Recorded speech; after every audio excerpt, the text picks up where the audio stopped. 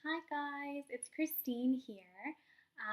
So for my assignment, I wanted to create a YouTube channel.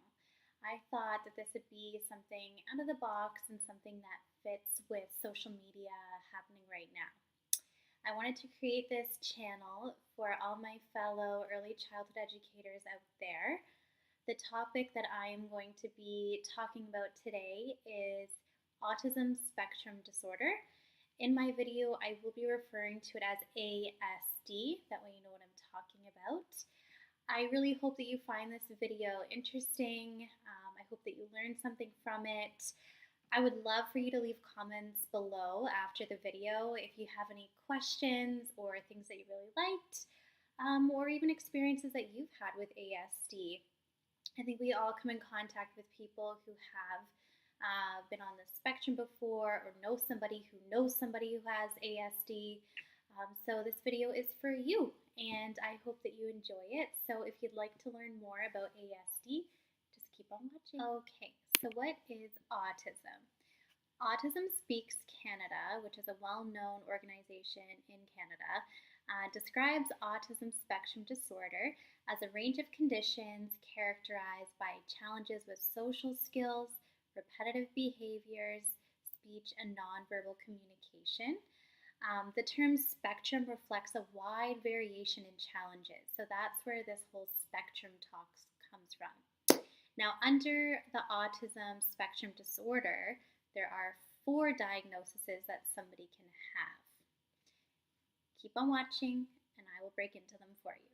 So the 4 types of diagnoses under ASD are autistic disorder, Asperger's disorder, childhood disintegrative disorder, and pervasive developmental disorder not otherwise specified. Now that we know a little bit more about ASD, it's time to talk about signs and symptoms. It's a little bit long, you might want to take a little bit of notes. So first of all, possible signs and symptoms of autism in babies and toddlers. This is a little bit before the preschool age group, but I wanted to include these as well because early detection is key. So by 6 months, no social smiles or other warm, joyful expressions to others, limited to no eye contact. 9 months old, not a lot of vocal sounds, smiles, or any nonverbal communication.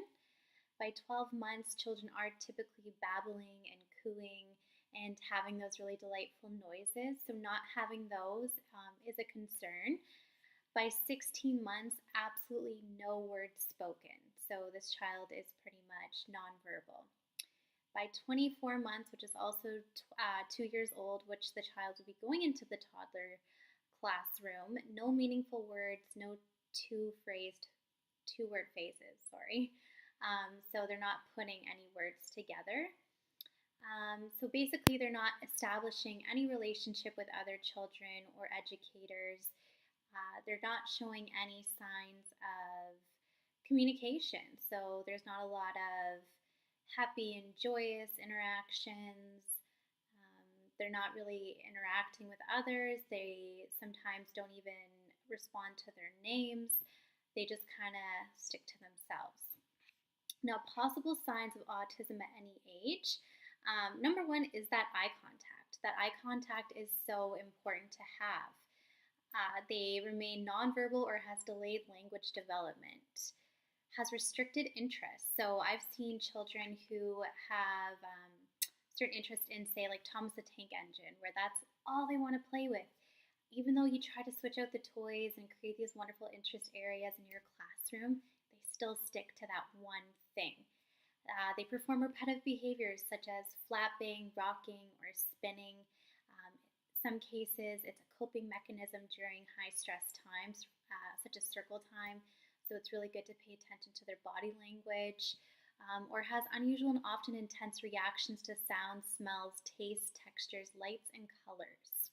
So those are just some symptoms from Autism Speaks Canada.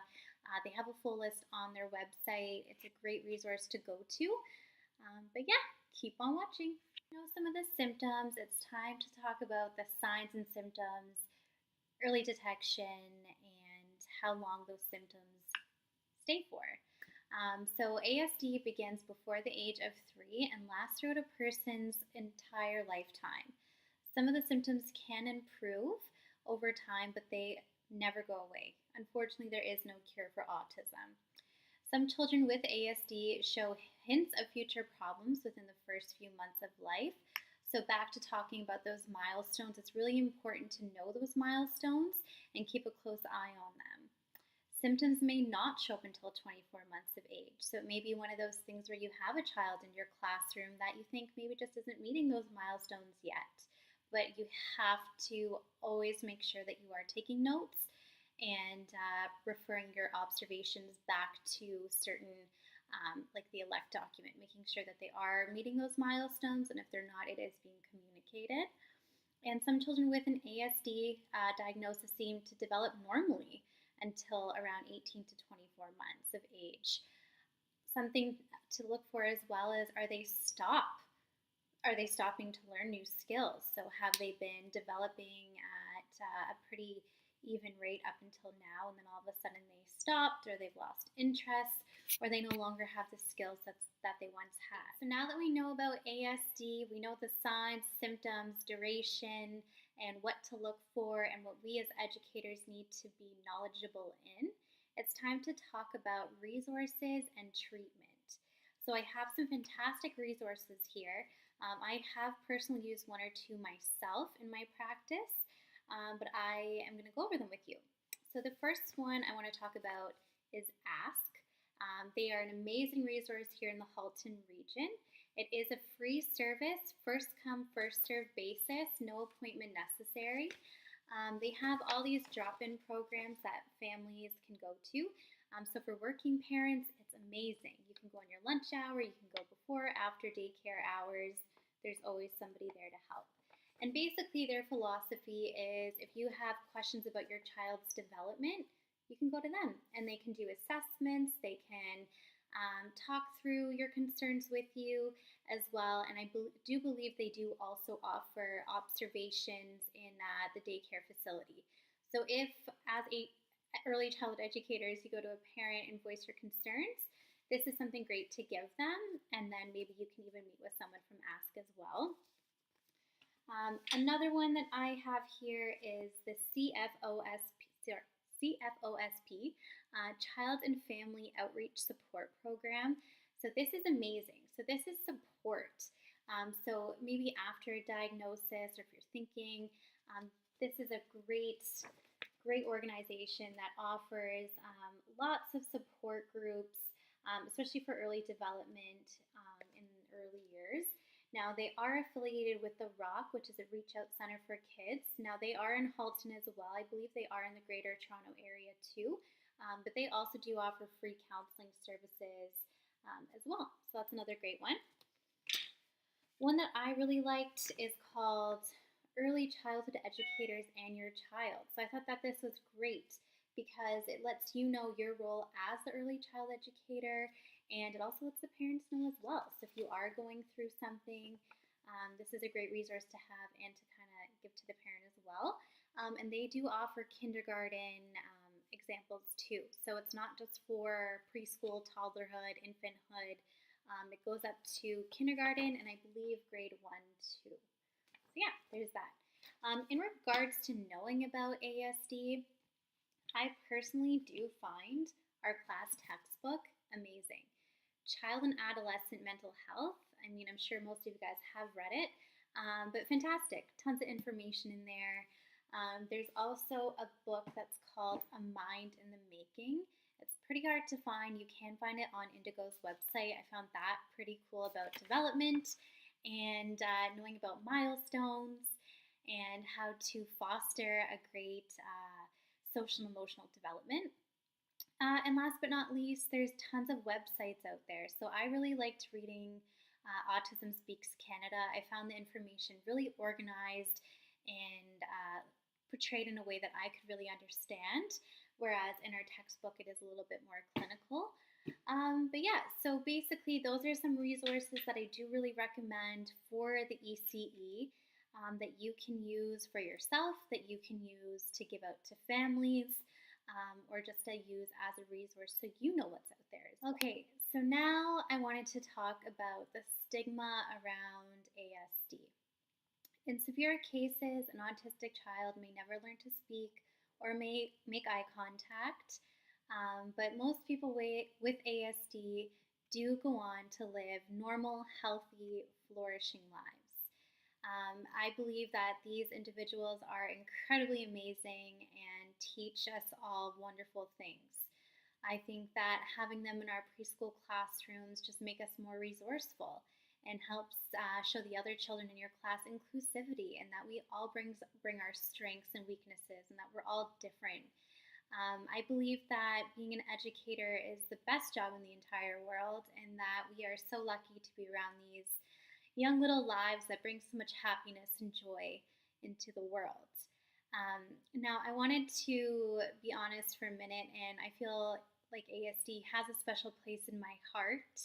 I've been in the field for about 2 years now, and my first preschool classroom, I had a little boy who was going through a lot of hard times. He came into my class at 2.5 years old and didn't have any words, no friends, didn't have any established relationships, and just seemed very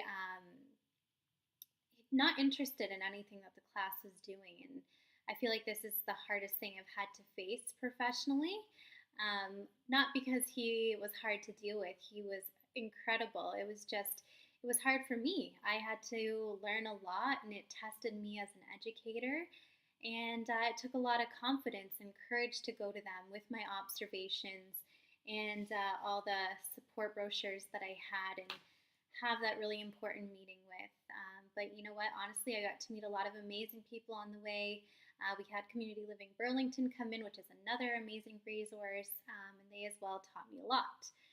So, like I mentioned, people with autism spectrum disorder do and can go on to live amazing, flourishing lives. Many of them can attain jobs, have social relationships, and live independently. Sometimes they do need a little bit support through group homes or support workers. But autism spectrum disorder, I think, is something that is so amazing to learn from and such an amazing thing to have in your classroom because it just teaches you so much. Anyways, I wanted to say thank you for watching my video. I do hope that you found it interesting. I hope that you learned something, and I hope that if in the future you do end up having a child in your class who you may suspect is not developing at the rate that they should be, or if you think that maybe there is something a little bit more concerning there, I hope that you do find it in you to have that courage to step up and go to the parents and speak about it. It's worse if you don't. And but yeah, so I am going to leave my questions below that I have for you. But please, please, please leave comments, questions, or anything that you thought interesting, or maybe something that you didn't find interesting in the video. But yeah, thank you for watching, and I hope you all have a great day. Thank you. Bye.